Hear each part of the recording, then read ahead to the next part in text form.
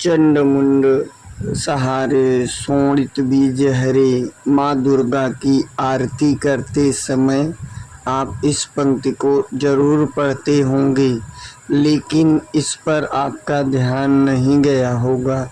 इस पंक्ति का अर्थ है चंड मुंड शीश का संहार किया और शोणित माने मीन्स रक्त बीज को हर लिया, यानी रक्त बीज का वध किया। देवी दुर्गा को शक्ति का साक्षात स्वरूप माना जाता है। माता रानी अपने भक्तों पर दया दृष्टि रखती हैं, लेकिन दुष्ट और दुराचारियों पर विध्वंस भी करती हैं।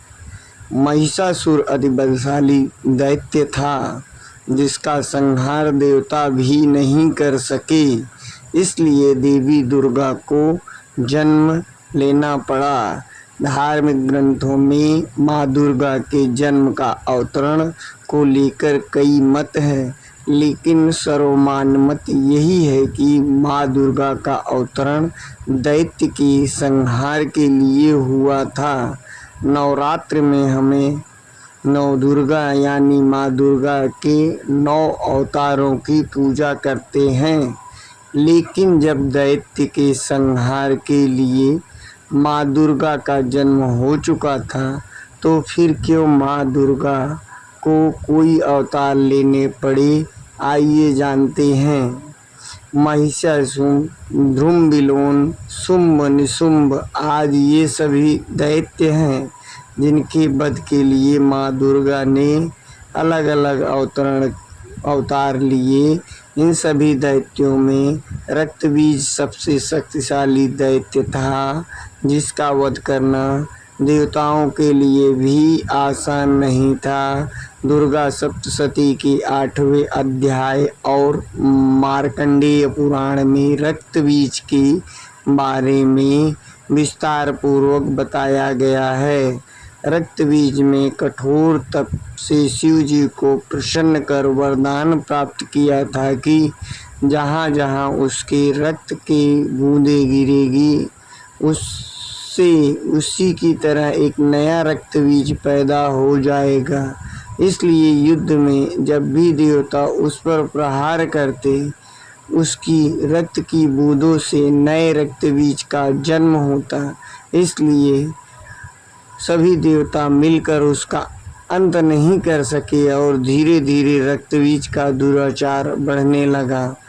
पौराणिक धार्मिक कथाओं के अनुसार महर्षि कश्यप और दिति के गर्भ से रक्तबीज उत्पन्न हुआ था। कहा जाता है कि पूर्व जन्म में रक्तबीज असुर सम्राट रंभ था। एक बार सम्राट रंभ तपस्या में लीन था, तभी इंद्र ने उसे छलपूर्वक मार दिया। उसी तरह से रक्तबीज के रूप में ही सम्राट रंभ का पुनर्जन्म हुआ।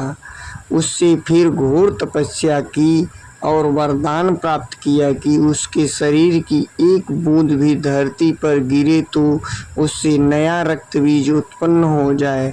रक्तबीज का अर्थ लाल या खून से है और बीज का अर्थ जीव से है। इस तरह से रक्त बीज को का अर्थ खून से उत्पन्न होने वाला एक नया जीव। धार्मिक मान्यता के अनुसार आज से लाखों वर्ष पूर्व रक्त बीज का नाम एक दैत्य था, जो कि बहुत शक्तिशाली था।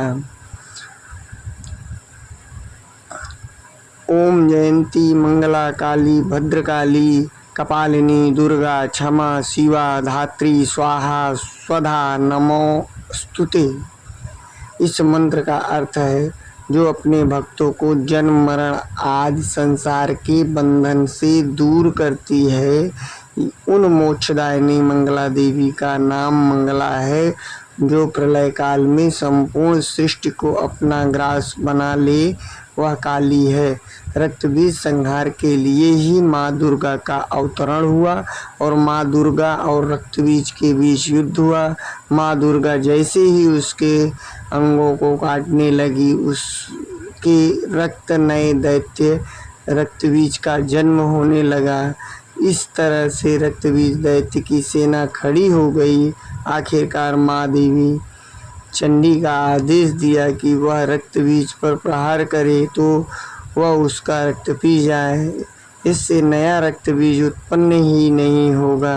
इसके बाद माँ पार्वती ने भद्रकाली का रूप धारण किया और माँ पार्वती के इस रूप को संहार का प्रतीक माना जाता है। इस रूप में माँ काली बड़ी बड़ी आंखें, शरीर का रंग काला, लंबी जीभ, आँखों में तेज, गले में मुंडक माला और दैत्यों के हटे कटे हाथ थे। माँ काली के इस रूप को सनातन धर्म में अन्य देवी देवताओं से विकराल माना जाता है। जहाँ रक्त बीज का रक्त गिरता, माँ उसे पी जाती और उससे नया दैत्य नहीं उत्पन्न हो पाता।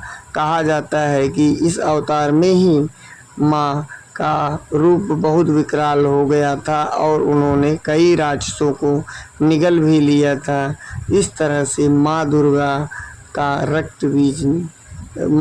ने रक्त बीज का संहार किया।